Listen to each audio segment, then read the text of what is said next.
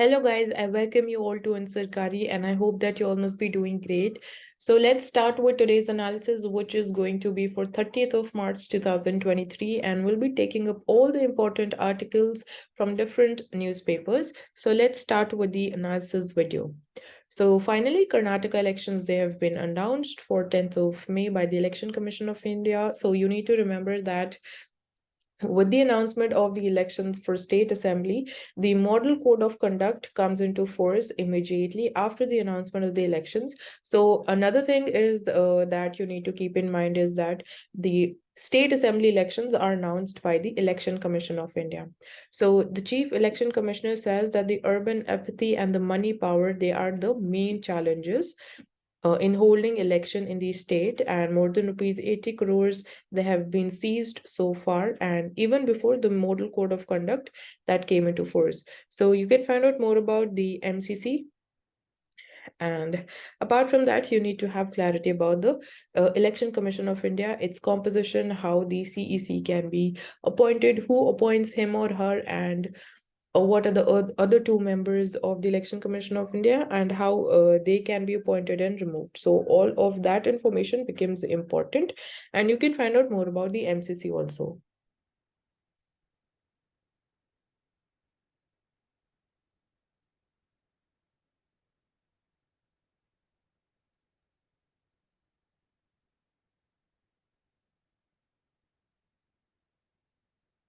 So cheetah boom, we saw last year that cheetahs were translocated from Namibia to the Kuno National Park in Madhya Pradesh.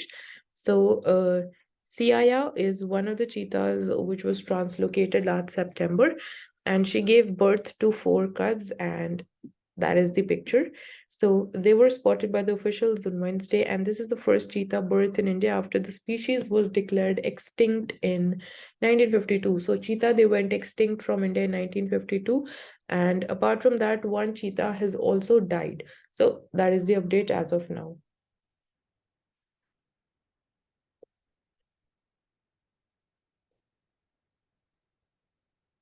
Moving forward. So here, all of this is most often a political news. So we'll just skip that and come to the important news articles. So in yesterday's newspaper, we saw this issue that you need to print the name in Hindi. So here it is regarding dahi. So it says that Tamil Nadu is saying that they will not print dahi on the Avin curd packets. So the Food Safety and Standards Authority of India, the FSI, it proposes to drop the English term curd, and it wants to include the term dahi, and writes to the several cooperatives and the private dairies who've been asking them to change the term in their packaging. So the question comes, why only Tamil Nadu? So Tamil Nadu Cooperative Milk Producers Federation, AVIN, they has informed the Food Safety and Standards Authority of India that it will not print the word dahi, the Hindi equivalent of curd, and this was a proposal by FSSAI, but this has been done away, or we can say this has not been accepted by the Tamil Nadu Cooperative Milk Federation.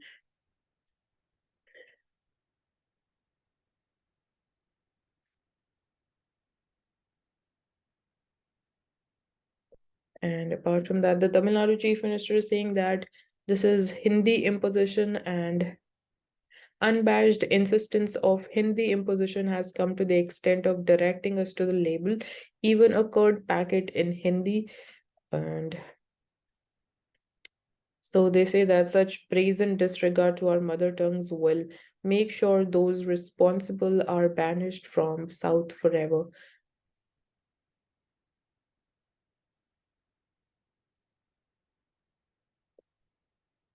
And before, sources from Avin had said that they had written to the Food Safety and Standards Authority of India requesting that they be allowed to continue using the Tamil word. So in Tamil, curd is referred to as tair.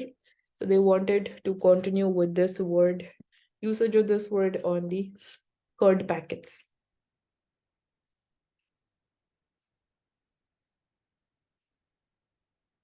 Coming to editorials. So this article is talking about the digital public infrastructure. So India's TPIs and catching the next wave. So India's digital public infrastructure, loosely called the India Stack and more, is a marvel of our times, shaped in a unique partnership between the governments, regulators, private sector, selfless volunteers, startups, and academia. So here we see that engendering the sustained collective action at scale between so many disparate entities itself is magical, and the outcomes are India's answer to Web3, perhaps even superior in many ways. So we need to know more about Web3, basically its basic definition. Apart from that, we saw that the rebirth of Aadhaar. So Aadhaar is one of the best examples when we talk about the digital public infrastructure. So Aadhaar is the best example. So it was introduced in 2014 when the Prime Minister gave it a canvas for wider and bigger than what was originally envisaged, and it enabled it to become the rocket ship to launch good governance on. So today there are over 1,700 union and state governments schemes which ride atop Aadhaar cards. And the judgment of the Supreme Court of India had they have affirmed privacy to be sacrosanct and led to an unintended slowdown of the opening of Aadhaar to the private sector to unlock its value even further. So the rapid adoption and attendant visible ease of doing business in day-to-day transactions for citizens has now led to a gradual opening of Aadhaar, beginning with the voluntary usage for various private sector applications. So right now, as of now, it is completely voluntary, up to your own will, whether you want to use your Aadhaar data for availing like private sector benefits or not. So that's completely up to you. And so there is more to be tapped in the country's digital public infrastructure, which has paved the way for greater economic freedom for the citizens. So we have had a look at one example, that is Aadhaar. So three changes that will lead to the next leapfrogging of the India stack as a whole under a rare alignment of the dynamic political executive and inspired volunteers would be the next step. So we're seeing Aadhaar authentications, they have shot up, and taking the example of GSTN and then account aggregator could not have happened without an Aadhaar number and the permanent account number database that is existing. So that's one thing. And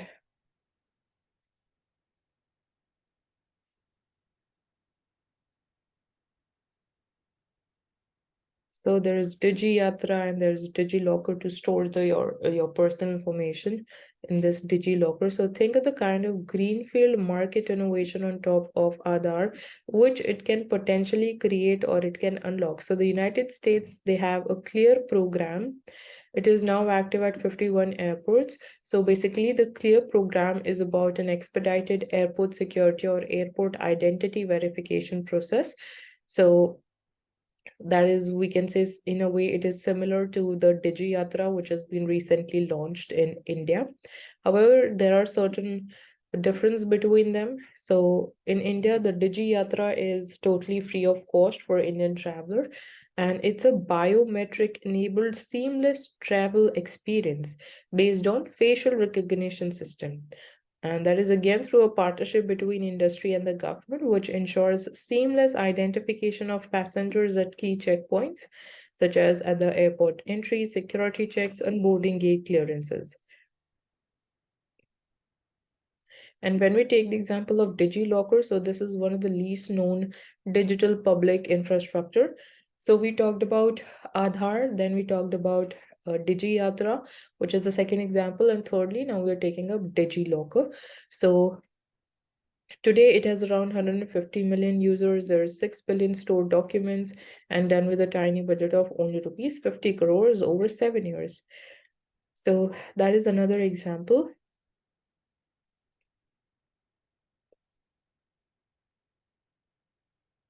So when we have a look at how DigiLocker, it led to more efficient governance. It basically, when it was used in Karnataka police recruitment drives to verify the academic credentials of the candidates, the process was cut down by around 6 months.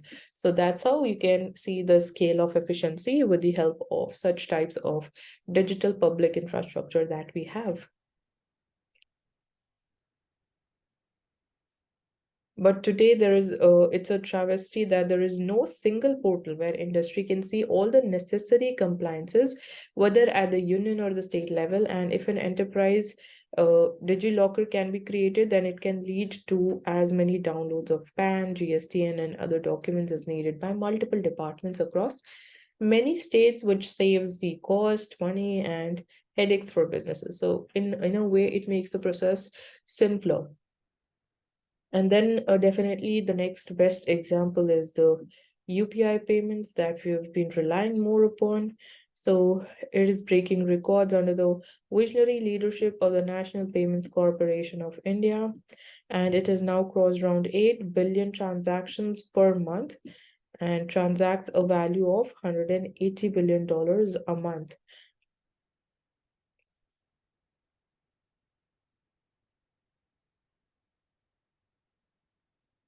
So India's digital public infrastructure marks our second war for independence, which is economic freedom from the day-to-day drudgery of life and transactions, which has made it become our new business backbone that is powering India towards a $25 trillion economy by the 100th year of our political independence. And imagine what new Cambrian explosion will happen when ChatGPT meets India stack. So that's a question.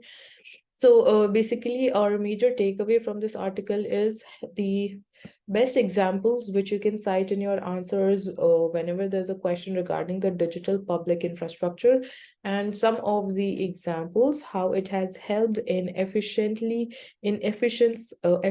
governance. So we took the example of Aadhaar, of DigiYatra, of DigiLocker, and UPI.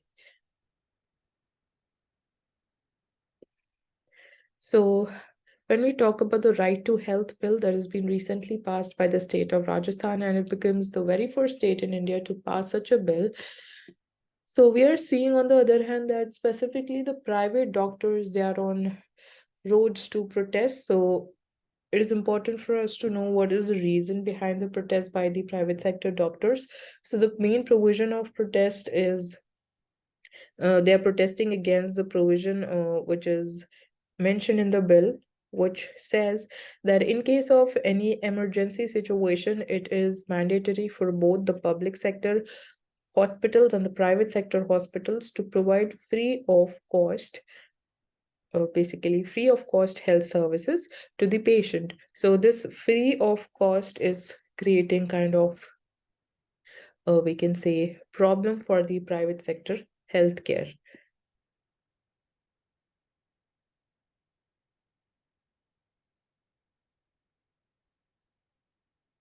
So there's again a debate going on regarding the pension scheme. So some states want restoration of the old pension scheme. So let's have a look at this thing. So right now, an estimated 19 lakh government and semi-government employees, including those in the schools, colleges, Zilla Parishads, to name a few, they have been on strike demanding that the government return to the old pension scheme. So they have been on the national pension scheme since 2005, and in several states like Rajasthan, Chhattisgarh, Himachal Pradesh, Punjab, there has been a return to the old pension scheme. So some states are still relying on it, that's still continuing the old pension scheme, but employees in Maharashtra desire that their state does the same. So obviously it depends upon the state. So that's why people are protesting, and the government's response has been predictable. So it constituted a panel to study the implications of a return to the old pension scheme. So a panel was constituted in order to obviously know about what is going to be the impact on the finances of the government if they go back to the old pension scheme system. So the absence of union leaders in this panel, that is striking. But most importantly, Maharashtra Assembly has passed the Maharashtra Essential Services Maintenance and Normal Life of Community Act. So negotiations, they took place and government made the assurance in writing that in principle it accepts the OPS. Apart from that, an unchanged response. So since 1960, government's approach, be it central government or state government, to strikes by their employees, it has been to invoke the ECMA, which is Essential Services Act. So, or they go the Essential Services Maintenance Act. So whenever the government employees, they go on a strike, so that's what has been the government's response of invoking ECMA. So it was historically a colonial instrument, though clothed differently under the Defense of India rules. And since 1950, several states on numerous occasions they have promulgated this act. So the question is that, is this the right response on the part of the government or not? And in fact, the private sector employers, they argue that not without reason that the government, which is supposed to be a model employer, they often use its elaborate legislative and police powers, while in contrast, they do not have any choice but to face a strike in the industrial relations sense and attempt negotiations with the striking employees.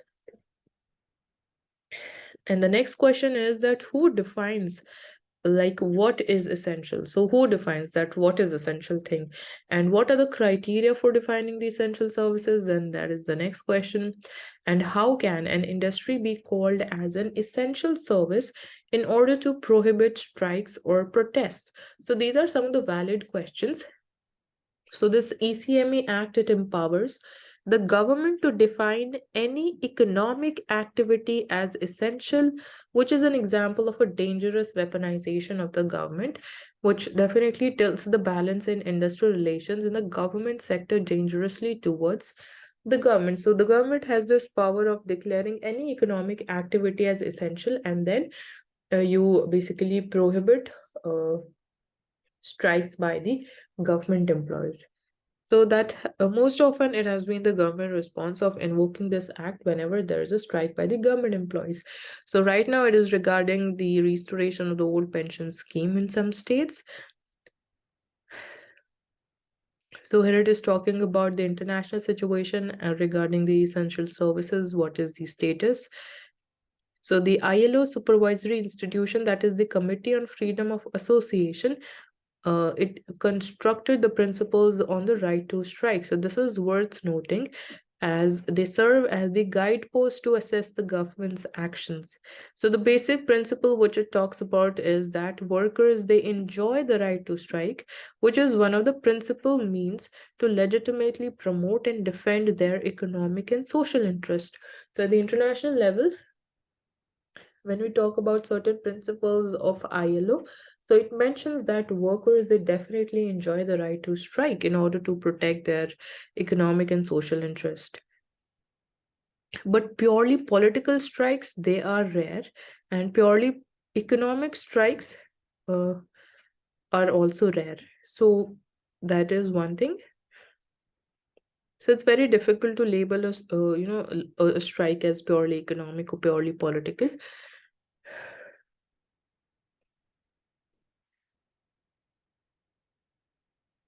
So according to this committee, employees in the essential services, they do not enjoy the right to strike. So again, this is exactly what is there in ECMA also. So essential services are those where the interruption of which would endanger the life, personal safety, or health of the whole or part of the population. So that is one basic idea about how do you define an essential services.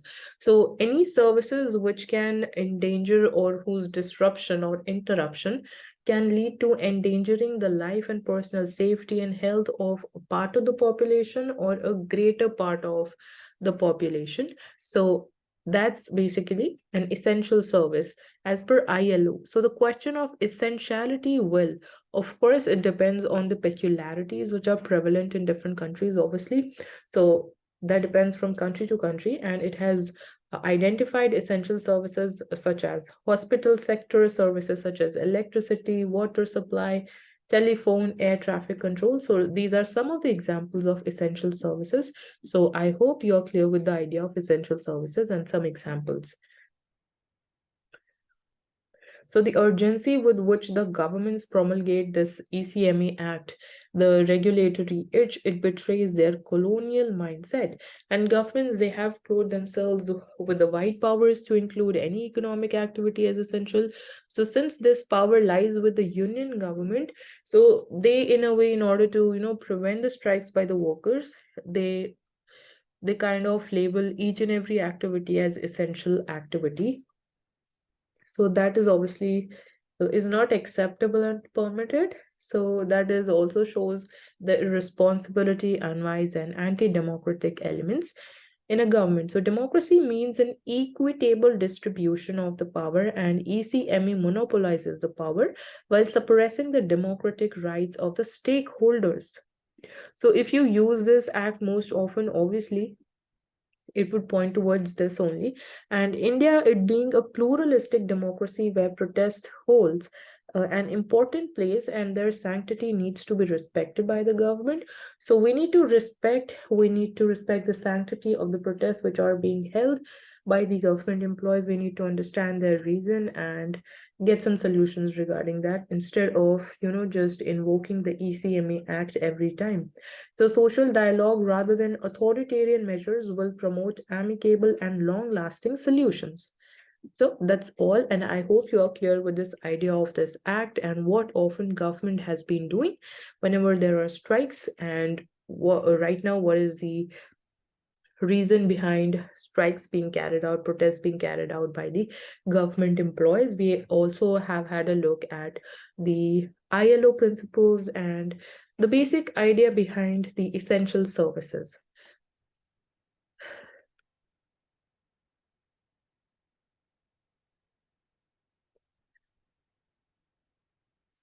So understanding the Russia-Belarus nexus. So why is Russia planning to station the tactical nuclear weapons in Belarus? So this has been a recent decision that it'll be stationing some of the nuclear weapons in Belarus. So obviously because of the Russia-Ukraine war, the geography of this area is very important.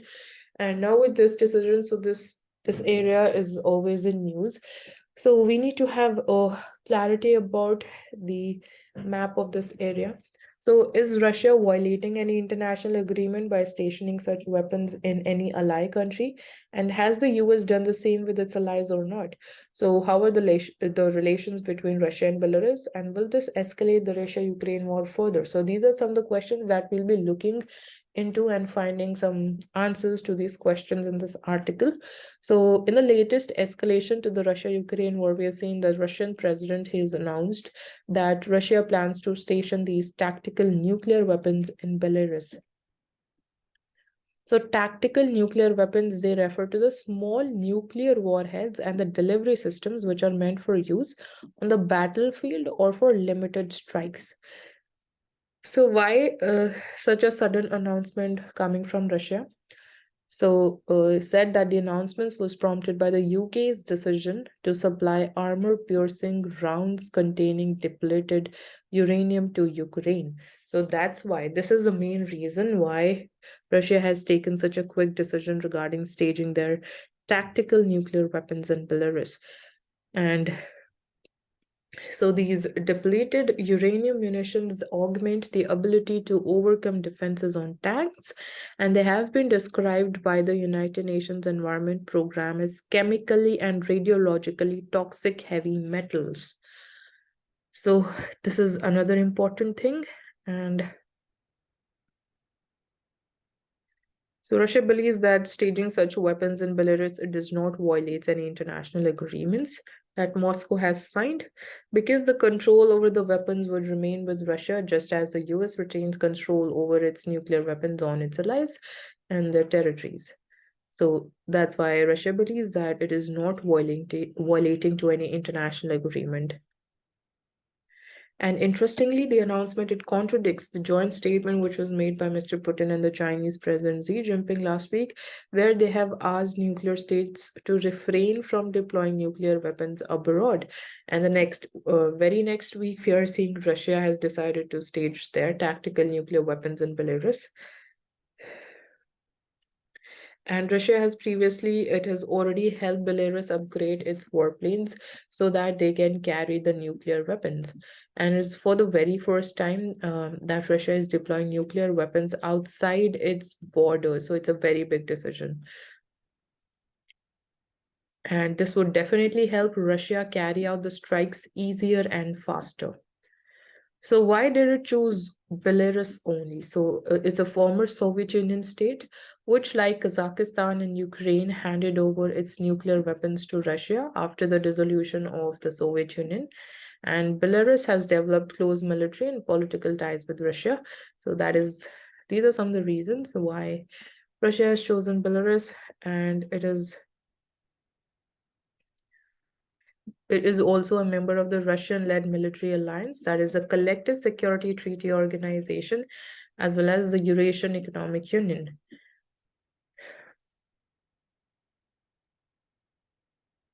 And then Belarus also enjoys the geostrategic position between Russia and Ukraine and between Russia and Poland. So it makes it very important for Russia. So it also shares borders with 3 NATO countries, which includes Lithuania, Latvia, and Poland. So you need to open your atlases and have much more clear idea about the position of Belarus on the world map. And in 2014, Belarus, it refused to acknowledge the annexation of Crimea by Russia and even hosted the Minsk talks. So it also resisted the pressure from Russia to host the permanent military base back then. But all this has changed in 2020 when Belarus was rocked by anti-government protests following what is widely seen as rigged presidential elections.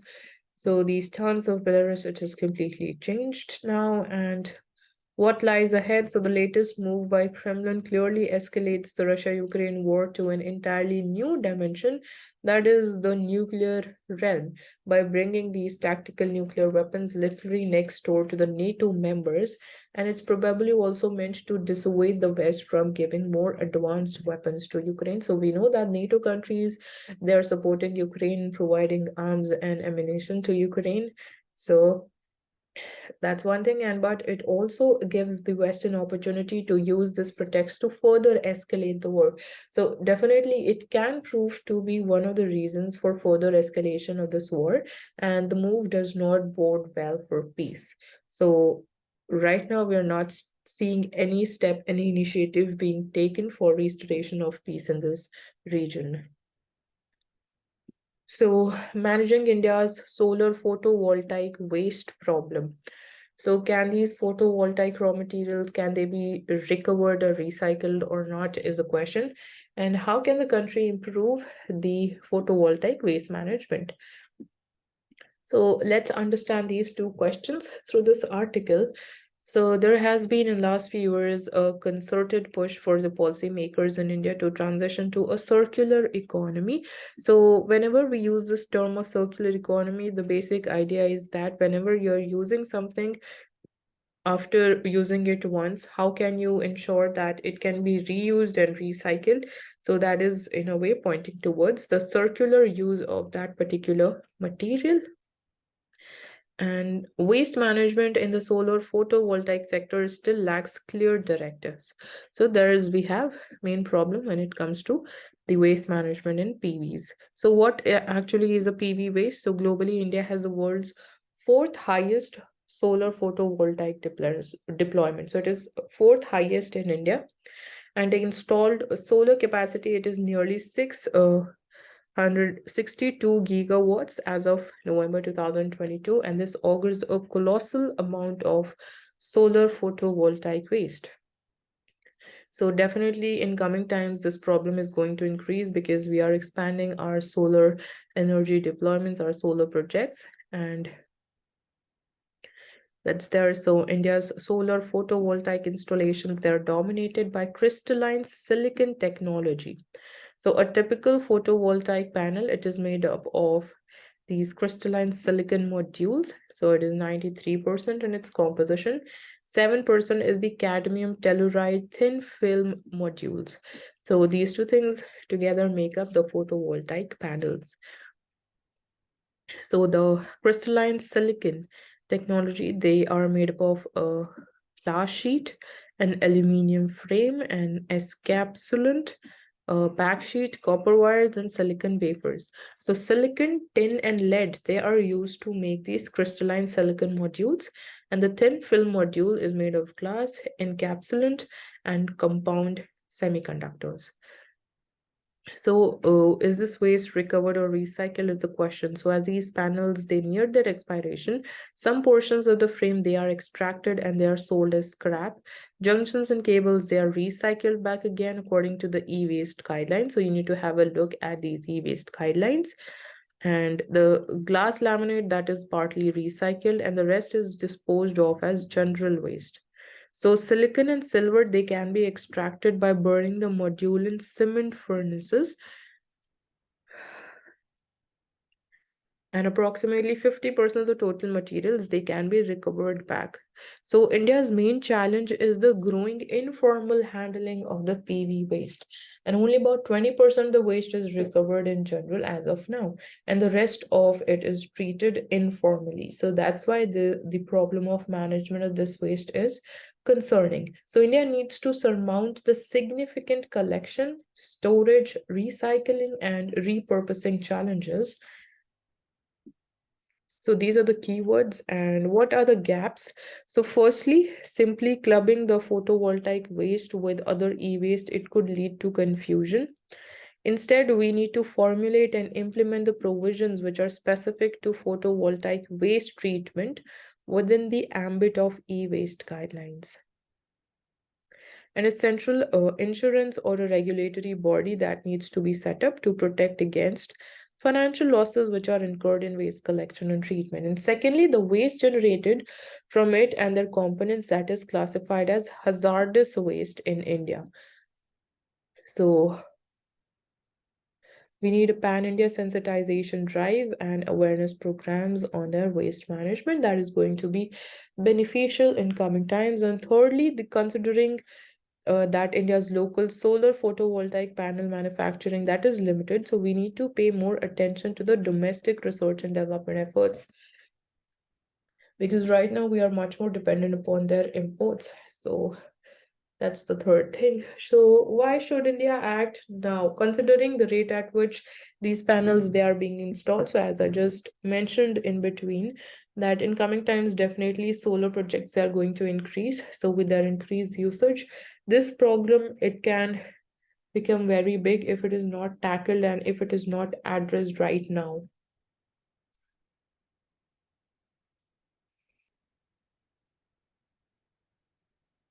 So Supreme Court slams the silence of state on vicious circle of hate against the minorities.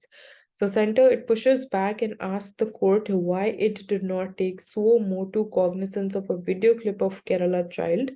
And Justice Joseph stresses the need to separate religion and politics and adds that hate speech strikes a mortal blow to dignity. So unfortunately, now people with no stuff in them, fringe elements from every side, they are making hate speeches. Where are you taking India? So this was a statement made by Supreme Court Judge K.M. Joseph.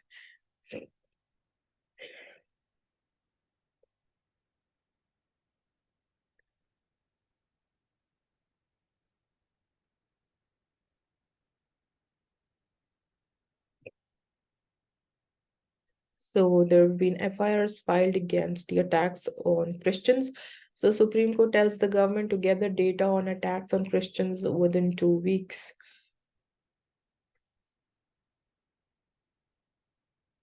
India is indeed the mother of democracy, says Prime Minister, citing Mahabharata and Vedas. So asserting that India is indeed the mother of democracy, Prime Minister said that democracy refers not just to a structure, but also the spirit of equality. So he was addressing the virtual summit for democracy, which is co-hosted by USA, Costa Rica, Netherlands, South Korea, and Zambia. So he claimed that the Mahabharata, the Vedas, and all historical references prove that non-hereditary rulers they first existed in India. So the idea of elected leaders was a common feature even in ancient India, long before the rest of the world.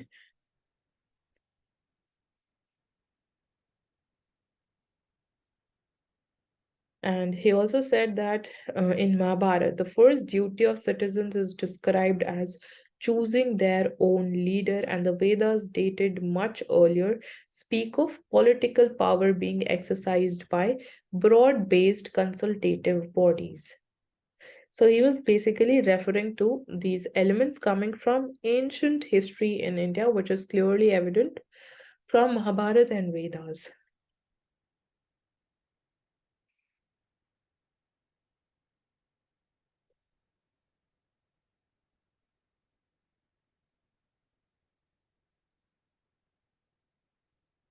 So, Army is going to get satellite, and that will help provide mission critical data to the Army. So, the Ministry of Defense has signed three contracts with two with Bharat Electronics Limited, and that is for procurement of the automated air defense control and reporting system, that is Project Akshatir for the Army, and Sarang Electronic Support Measure System for the Navy. It is Akash Tir. And another contract is signed with New Space India Limited, which is a central public sector enterprise under the Department of Space for an advanced communication satellite, which is GSAT 7B for the Army. So they are going to provide data to the Army, specifically the critical data that can help in different missions.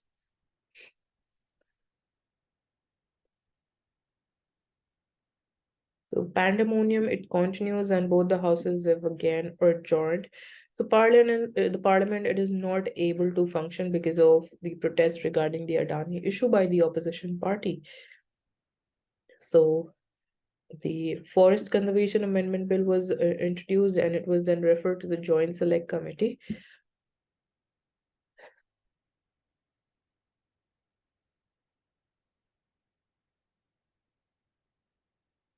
No evictions for the Great Nicobar project.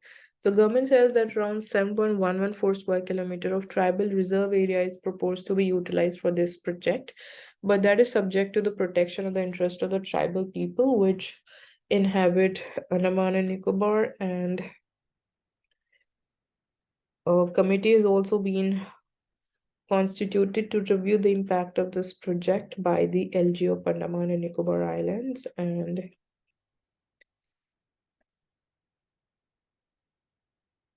so from this article, it is important for us to know all the tribal groups which are there, which are found in Andaman and Nicobar Islands. So one of them is Sentinelese tribes. And Andaman and Nicobar Islands Integrated Development Corporation, it includes a transshipment port and airport, power plant, and a greenfield township. So that is the main project. And other tribe is the Shompen tribe. It is classified as particularly vulnerable tribal group.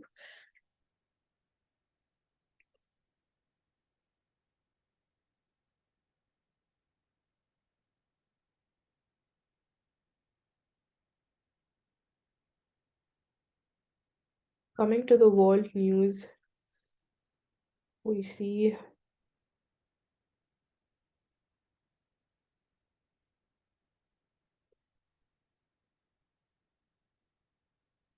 so we know about the situation and the relations of Taiwan with other countries. So right now we are seeing that more and more countries are trying to develop and increase their diplomatic relations with China and not Taiwan. So it can lead to, like, in future, this area can prove to be the next hotspot for escalation apart from the region of Ukraine, that is we are seeing in today's times, and that is obviously because of US also, with the increased presence and increased closeness of USA and Taiwan, which concerns China.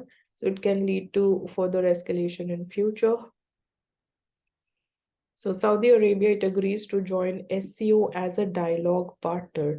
So we need to clearly know what are the member countries of SCO and other dialogue partners. So there are total 9 members. So these are already mentioned here. So that includes China, India, Pakistan, Russia, and then there are 4 Central Asian countries of Kazakhstan, Kyrgyzstan, Uzbekistan, and Tajikistan. So in all, there are 9 members of SCO, and its headquarters are in China.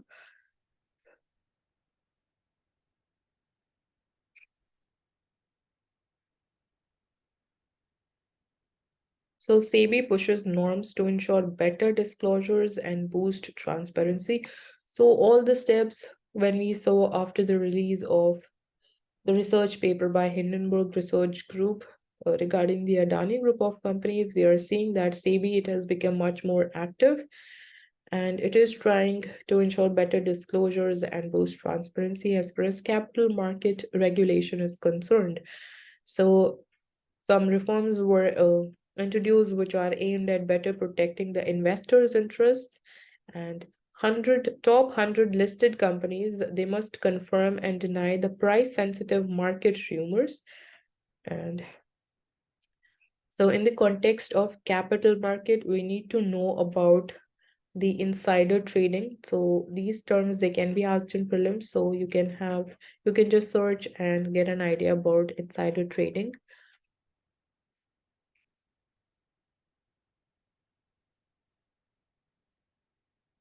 So National Payments Corporation of India says that there is going to be no charge on the normal UPI payments. So yesterday newspaper, we saw that they're going to impose 1.1% on the merchant transactions which exceed rupees 2,000, which are done using the prepaid payment instruments on UPI. So trade deficit with China, it has crossed $71 billion in the first 10 months of financial year 2023. So we saw when we had a look at this thing before also, when we tried to understand the trend of trade deficit with China, between India and China. So we are seeing that trade deficit has increased. So it means that our imports for China has been increasing, and our exports to China have declined. So that is one trend that we need to keep in mind.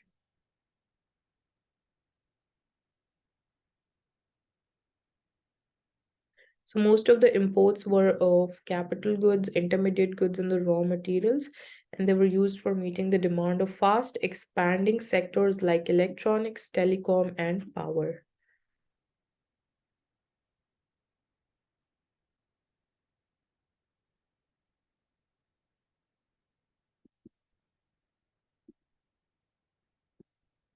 So the competition law, it has been amended to tighten the scrutiny of the big tech firms, and few of them includes Google, we have Amazon. So Lok Sabha, it has cleared the competition amendment bill, which is aimed at bringing in greater regulation of corporates, particularly big tech firms, by introducing deal value threshold for approvals by the Competition Commission of India. So it's an important body, and enabling cartels to avail the CCI's settlement mechanism. So a major change is that now awaits the Rajya Sabha's node is the provision relating to penalties that CCI can levy.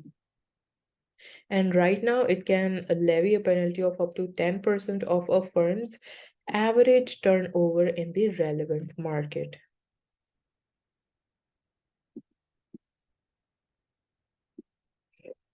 Coming to Mint, so here ruling on fraud accounts, it opens the Pandora's box. So recently, Supreme Court order for banks to hear out the borrowers before declaring a fraud will lead to further complications and delays in reporting them. So it is helpful to the borrowers wishing to challenge the past cases, but leaves bankers with quite a task at hand. So this recent judgment, it basically, we can say it is more in favor of the borrowers, because it says that borrowers, they need to be heard first before declaring the asset as a fraud or like that. So this data is showing the fraud alert. So bankers, they believe it would take longer to classify and report a borrower as fraud, owing to the additional layer of personal hearing that has been now announced by the Supreme Court. So having a look at the number of frauds and the amount involved in those frauds.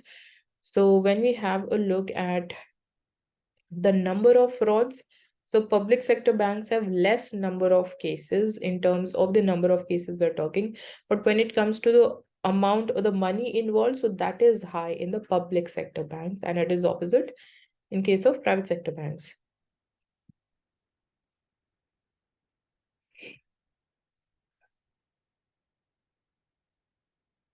So definitely it would be making the process much more complicated and delay the things. And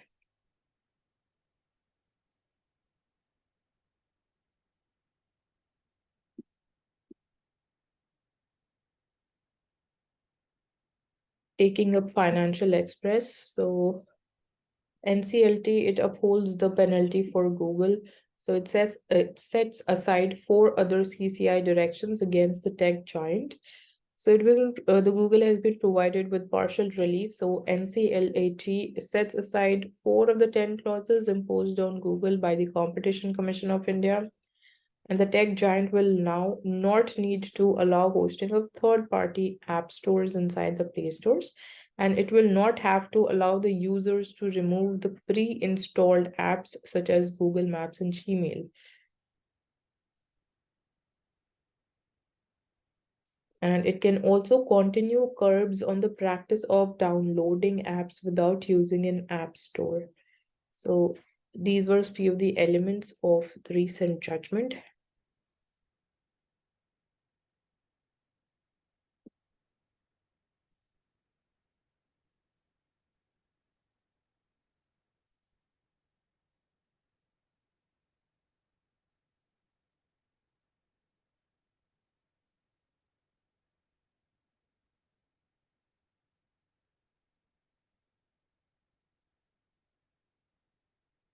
So India imports of substitutable coal are 90 million ton, which will be stopped by 2025-26 when the country will start exporting the dry fuel.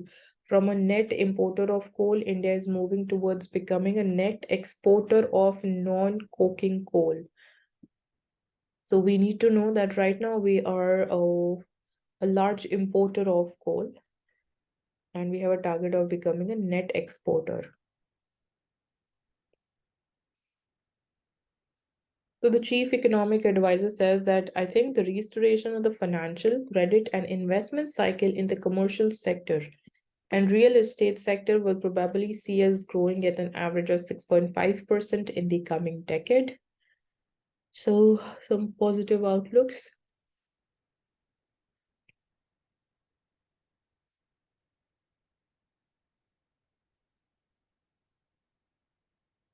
So the borrowing by the central government, the borrowing size for the first half compared to the annual target is lower than in 2021-22. So it was 62% back then, and right now it is 59%. So as the government, it sought to prevent a sharp year-on-year rise in the net borrowings, given the scheduled fall in redemptions in the first half and a spike in the second.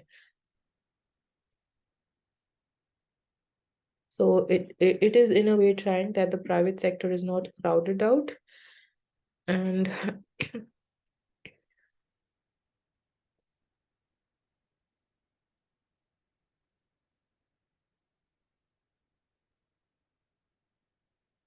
so several changes have been done in the tax policy by the government.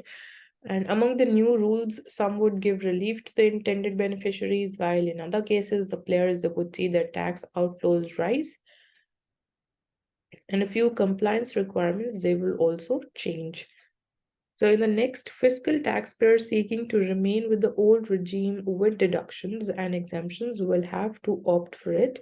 and the limit for the tax collected at source on foreign tour packages and for other remittances such as buying stocks and properties abroad will be 20%.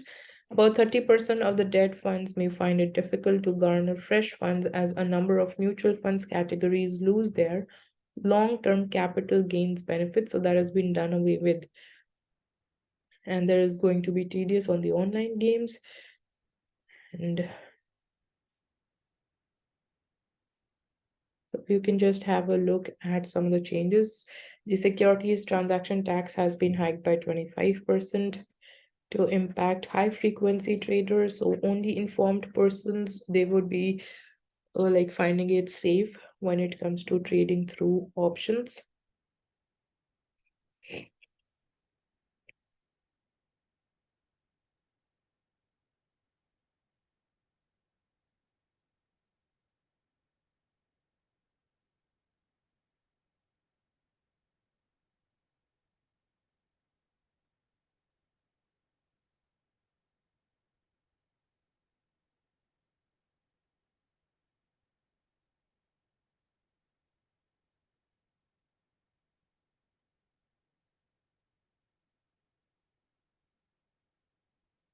So there is deepening water stress. The government attempts so far to contain this crisis have been far from adequate. So we're not seeing any real results as far as containing the water stress problem is concerned. So if the World Water Development Report 2023, which said that India will be the most severely affected country in terms of water scarcity by 2050, wasn't dire enough indicator of the unfolding water crisis in the country. What the government told parliament last week should hammer home the point. That is, the per capita availability of water in country is projected to fall from 1486 cubic meters in 2021 to 1367 cubic meters by 2031. So this was what government said, citing the data from the Central Water Commission. And as per the 1951 census, the per capita availability was more than 5,000 cubic meters, and that is down to 1486 cubic meters as of 2021.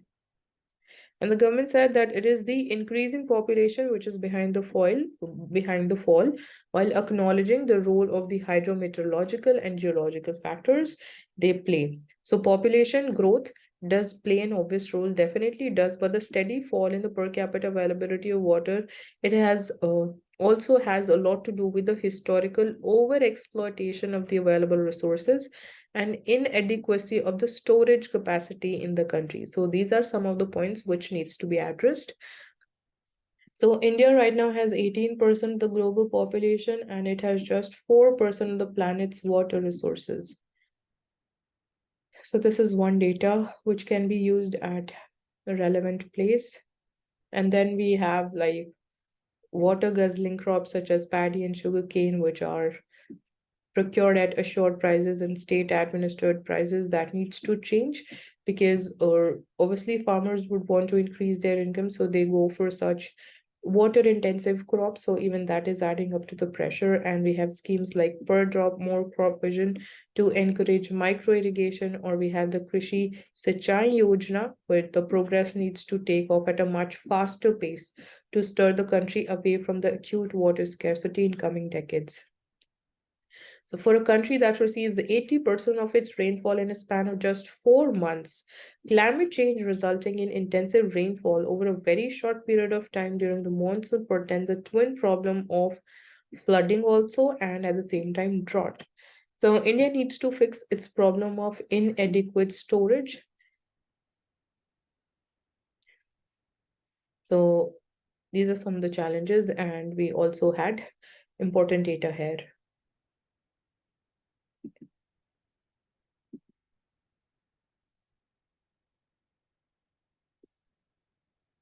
Finally, coming to Indian Express and taking the important and relevant articles.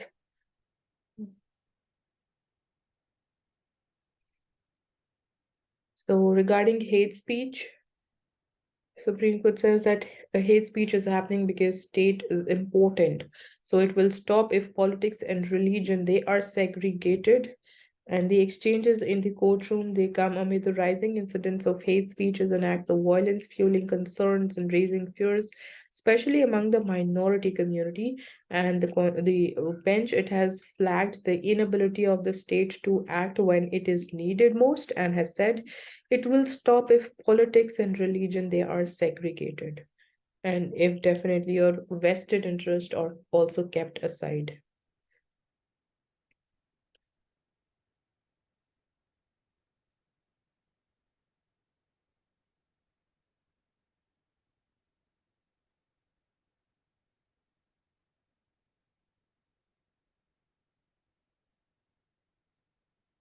So Odisha, it ranks number one in water and irrigation. So we can take some of the important points and learnings from the models that they have as far as irrigation and water conservation is concerned.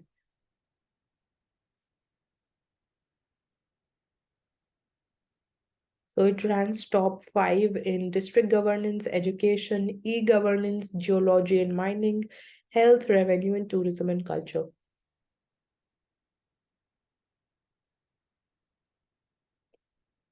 So COVID cases, they are still on the rise. So please take precautions.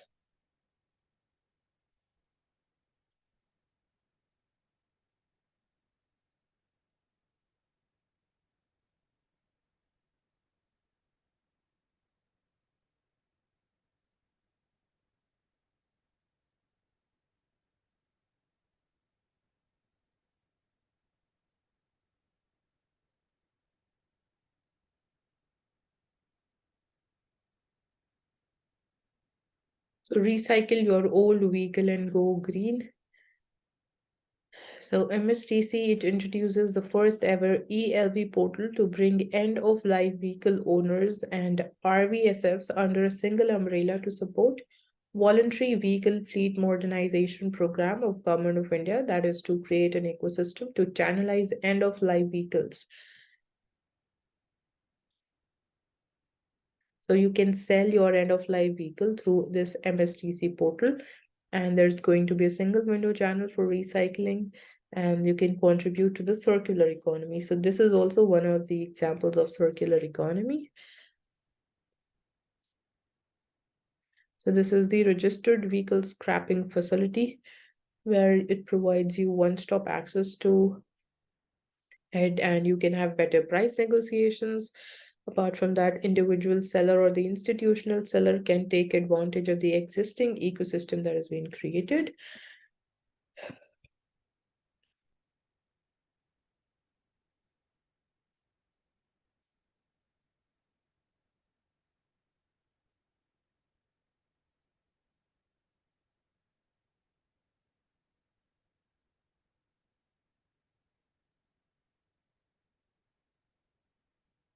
So we've already, discussed all these topics. This is regarding EPFO, this is regarding the institution of eminence and red tapeism. And here it is how West is hijacking G20. So G20 is the leading forum for economic cooperation, and throwing in Ukraine issue will lead to its failure. So unifying agenda proposed by India's G20 presidency under the motto One Earth, One Family, One Future is of critical importance. It can restore the confidence in multilateral diplomacy, prevent fragmentation of the world economy, and recover the industrial growth.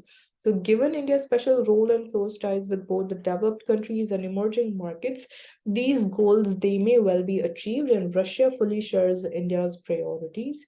So, Russia is committed to working closely with the Indian presidency, and it is participating actively in all the G20 ministerial tracks to contribute to successful summit in New Delhi, and they aim to work together with India in a results-oriented manner, and they're ready to show the maximum possible flexibility. So the ball is now in the court of those who prioritize their strategic interests over the need to resolve the topical problems to which the global south is particularly vulnerable. Moving ahead.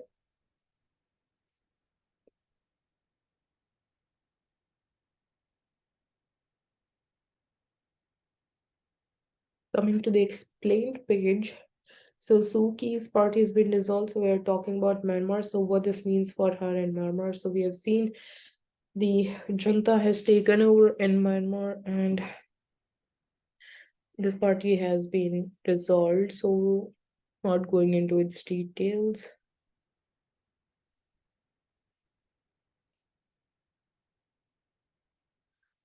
So the decade of 2020 to 30, it is possible a lost decade because according to a new report by World Bank, the global average potential GDP growth rate, it is expected to fall to a three-decade low of 2.2% a year between now, that is 2023, and 2030. So trying to understand this data in the form of charts and the tables. So table one is talking about the actual GDP growth of the middle income countries, the least income countries, and the emerging markets, developing economies. So in the decade of 2000 to 2010, the highest was recorded in the middle income countries, so it was at 6%, we can say. In 2011-12, it declined to around 4.5%. Highest was there in the least income countries, and then it further declined to around 3.6%. So basically, the average GDP growth rate has been declining since last 3 decades. And then having a look at the per capita growth and its performance. So even in this, we are seeing a decline in each and every case, apart from the rise in the least income countries' growth rate. But in rest two, in the middle income countries and the emerging market developing economies, it has been declining. And the potential GDP growth, so in advanced economies, it has been declining sharply. In the whole, when we have a look at the entire global level, it was 3.5% between the decade of 2000 to 2010, further declined to 2.6%, and then 2.2%. And in case of the emerging market developing economies, it is also declining by 1% in every decade. So the reasons for the slowdown, we'll understand what are the reasons for that. So we've already understood the data. So the fundamental drivers that determine the economic growth, and found that all of them, they have been losing power. So these drivers includes things like the capital accumulation through investment growth. There's labor force growth, growth of the total factor productivity, which is the part of economic growth that results from more efficient use of the inputs, and which is often the result of technological changes. So not surprisingly, then the potential growth rate is expected to deaccelerate further. So what about the case of India specifically? So even though India, it has also lost its growth momentum of the past 2 decades, it is and it will likely remain a global leader when it comes to the growth rates. So India falls under the South Asian region, which is expected to be the fastest growing emerging market developing economies for the remainder of this decade. So we cannot say that the situation is too bad in case of India. And to be sure that India accounts for 3/4 of the South Asian region's output. So 3/4 comes from India, and the South Asian region, it includes countries like Afghanistan, Pakistan, Sri Lanka, Nepal, and Bangladesh. So we know about the economic and political situation in Pakistan and Sri Lanka, and even Afghanistan is not that big a contributor when it comes to GDP growth.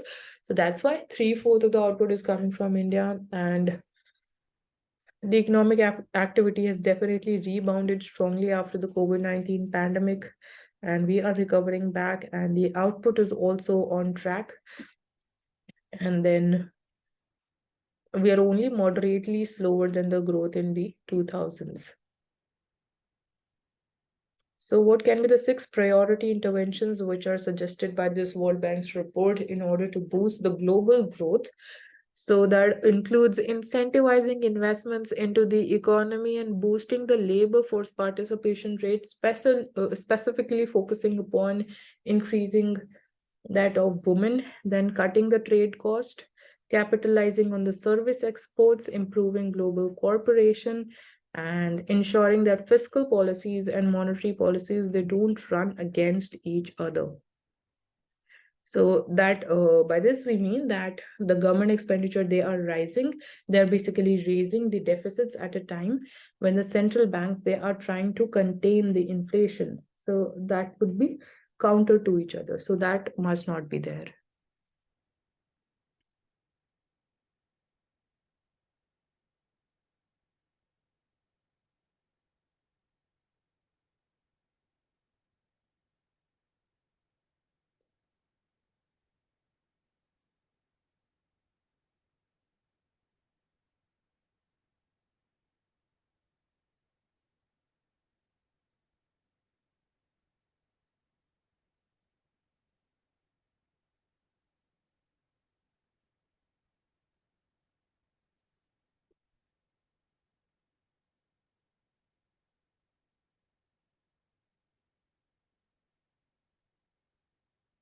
The chief economic advisor says that states they have a higher role to play in our India's growth. So states would have a higher degree of role to play than the union government to push the growth rate in coming decades, be it the health sector, education, labor, and land, and they are largely in the realm of the state government. So all of these they fall in the state list. So that's why states are going to have much more important and larger role when it comes to development in these diversified sectors. So that's all for today. Thank you for joining in Sarkari, and you will be also provided with the PDF link in the description box. And if you haven't subscribed to the channel, please hit the subscription button and also hit the like button for this video and kindly share it as much as possible.